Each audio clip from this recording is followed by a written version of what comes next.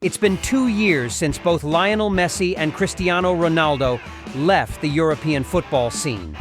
These contemporary legends departed with numerous records they had set. There was a time when individual awards, such as the most prestigious honors, always seemed certain to be awarded to either Messi or Ronaldo. The Ballon d'Or was no exception, with the current 2023 Ballon d'Or holder proving to be superior to the rest. In the past decade, the only one who could compete with him was Ronaldo. But all rivalries eventually fade due to the passage of time.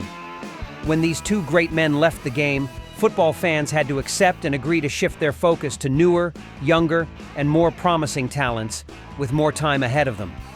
A year ago, the rivalry was between Haaland and Mbappe. But now that neither of these stars has made much progress, all eyes are turning to the internal battle at Real Madrid, where Jude Bellingham's maturity goes head-to-head with Vinicius Jr. But is there a reason to say that these two names are in contention for the most prestigious individual award in Europe? Let's start by looking at the most important factor for winning the Ballon d'Or: club titles. With Real Madrid's number 5 and number 7, both of these key players are still in a prime position to win the two most prestigious club titles they can claim. First, there is a 90% chance of winning La Liga after their victory over rivals Barcelona, with the gap now extended to 11 points with only 6 matches left to play. In the UEFA Champions League, Real Madrid also surpassed the defending champions Manchester City with significant contributions from both Jude Bellingham and Vinicius Jr. This shows that if we look at the titles, these young players from the Spanish giants have a significant advantage. Of course, titles are crucial in individual award races like the Ballon d'Or, but we can't overlook the underwhelming performances of individual players to understand why only these two names from Real Madrid's star-studded lineup are being nominated. Let's start by discussing Bellingham. The English midfielder arrived at the Bernabeu with a fee of $103 million from Dortmund. Despite the pressure, Bellingham immediately proved he wasn't here for the experience. He was here to become a legend. With 13 goals in his first 14 games of the season, fans could not help but etch the triumphant figure of the new king that the team now had.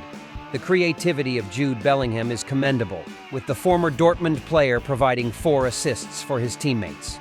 Broadening the scope in the Champions League, Jude Bellingham contributes to a goal every 90 minutes on average. The evolution that surpasses expectations, of course, stems from many factors, with the trust of his teammates being the most crucial. Surrounding Bellingham, his new teammates trust him, willingly passing the ball to the young player, confident that he will achieve something remarkable. In Ancelotti's system, following Benzema's departure, he placed Bellingham as a modern attacking midfielder, strong and skillful when playing in tight spaces, with reasonable decision-making when attacking open areas. In the Gazzetta dello Sport, while watching Real Madrid play Napoli, Cesare Prandelli, the coach who led Italy to the final of Euro 2012, explained, "In terms of physicality and technique, Jude Bellingham somewhat resembles Frank Rijkaard, the outstanding midfielder from Ajax, Milan, and the Dutch national team in the 1980s and early 1990s. However, Rijkaard wasn't as sharp as Bellingham in front of goal. This unique quality does not make him arrogant. On the contrary, it ensures Bellingham's constant drive to improve and adapt to new tasks. In other words, Jude is comprehensive and the best midfielder on the planet at this moment. He inherits the excellence of Luka Modric and significantly fills the attacking gap left by Benzema. In the near future, Bellingham will be a symbol of success at the Bernabeu." Regarding Jude Bellingham, Roy Keane said, "When opponents constantly press, reducing the space, you need an agile midfielder, someone who moves smartly and can execute brilliant plays, and Bellingham is doing just that. Indeed, he moves quickly when needed, slows down at appropriate moments, and demonstrates skill." These words can describe Jude Bellingham. After discussing Bellingham, Vinicius Jr., although slightly less outstanding, has his own reasons to be considered a strong contender for the 2024 Ballon d'Or, especially given his performances this season. Taking on the heavy responsibility of leading the attack after Karim Benzema's departure, Vinicius entered the 2023-2024 season with a position change. Although not his usual role, the forward born in 2000 has shown remarkable adaptability, contributing 16 goals and 9 assists in 29 matches. It's no exaggeration to say that being among the top contenders is a fitting reward for all the effort this Brazilian player has put in. Vinicius used to be criticized for playing individually and having poor finishing, with even his senior Benzema criticizing him, but the young Brazilian striker has improved significantly to become the player standing alongside Jude Bellingham, leading Real Madrid with 70 goals in La Liga this season. To describe Vinicius, his childhood coach, Abrantes, had straightforward words. Vinicius immediately stood out from the rest due to his dribbling skills and speed. When playing, opponents often tried to mark him, but they could never succeed. Vinicius was too fast, too direct, and no one could keep up. He was unstoppable. From a young age, the Samba spirit flowed through this boy from Rio de Janeiro, and it continued to grow with each step as he became faster and executed more decisive moves and sharper finishing. To explain the transformation from an overly fancy Samba dancer into a player capable of doing everything in the attack, Ancelotti contributed to this change with on-field demands, suggesting he shoot earlier and make faster decisions in the opponent's box.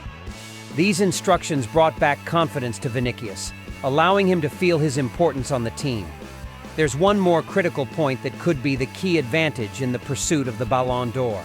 That is the national titles with either England or Brazil in the upcoming period. With England's national team, Bellingham will play a leading role in the upcoming Euro 2024, a team considered the golden generation for the Three Lions. With players like Pickford, John Stone, Kyle Walker, or Harry Kane at the peak of their careers, complemented by the youthful energy of players like Rice, Saka, and especially Jude Bellingham. Currently, Bellingham is regarded as the top candidate for Euro 2024, and if he can play like he has before and win this prestigious title, who would doubt the 21-year-old's claim to the Ballon d'Or? Meanwhile, Vinicius will also participate in the Copa America at the same time, where he will undoubtedly lead Brazil to victory. Although Brazil currently lacks a truly quality lineup, with only a few outstanding names like Bruno Guimaraes, Joelinton, and Vinicius on the attack. They have an unstable defense, with Marquinhos starting to decline, and the two fullbacks Emerson Royal and Carlos Augusto not providing enough stability. However, this is still a lineup that can potentially win against other teams at the Copa America. If Vinicius can lead his national team to the Copa America title, it would be a significant leap toward the prestigious award every player dreams of. Ultimately, when one door closes, another opens for more incredible miracles. Bellingham and Vinicius are perfect examples of what it means to be the heirs. They might not care too much about individual awards, competing for every little thing. Because as we know, collective victories have always been the priority for superstars, regardless of the time or context.